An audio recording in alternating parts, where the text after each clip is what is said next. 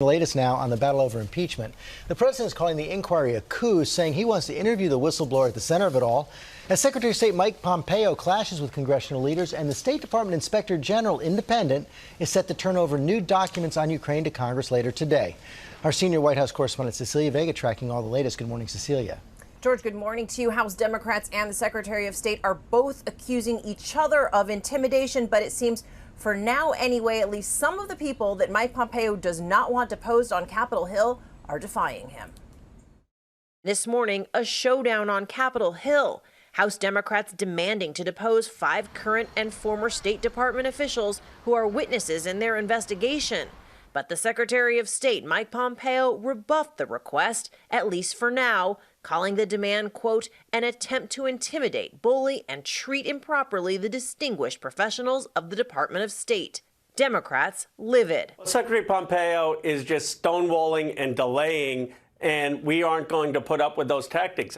And overnight, the Democratic chairs of the House Foreign Affairs, Oversight, and Intelligence Committees sending a scathing response, accusing Pompeo of a blatant cover-up and a clear abuse of power.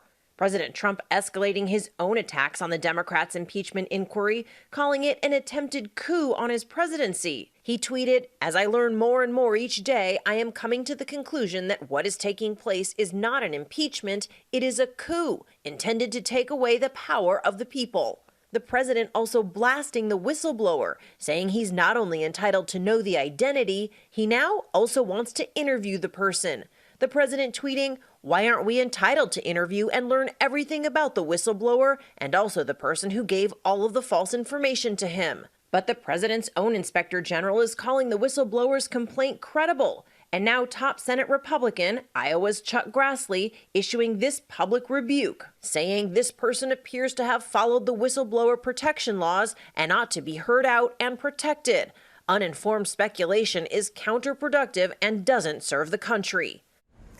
And now this morning, of course, after Pompeo was found, that revelation of Pompeo was found to be among those listening in on the call between President Trump and the president of Ukraine, the State Department's own inspector general is headed to Capitol Hill for what he is calling an urgent briefing in a secure facility there. The topic, George, the State Department's documents related to Ukraine. And so he's turning those over today. Meantime, 2 of the witnesses that the House wanted to see from the State Department are actually going to appear before these committees.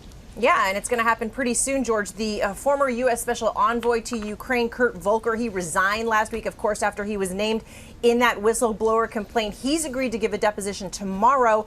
And then the former U.S. Ambassador to Ukraine, who was pushed out earlier this year, she will meet with Congress next week, George. Okay, Cecilia Vega, thanks very much. Hi, everyone. George Stephanopoulos here. Thanks for checking out the ABC News YouTube channel. If you'd like to get more videos, show highlights, and watch live event coverage, click on the right over here to subscribe to our channel. And don't forget to download the ABC News app for breaking news alerts. Thanks for watching.